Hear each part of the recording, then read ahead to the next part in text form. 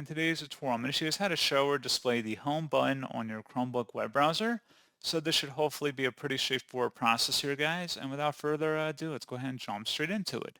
So all I have to do is open up your Chromebook browser and select the menu icon up at the top right, and then go down and select Settings. On the left side, you want to select where it says Appearance. And then on the right side where it says Show Home Button, go ahead and select that to toggle it to the right to enable it. And then you can either have it go to a new tab page or a custom web address if you select that and then just type in the website you want it to go to. And that's pretty much it.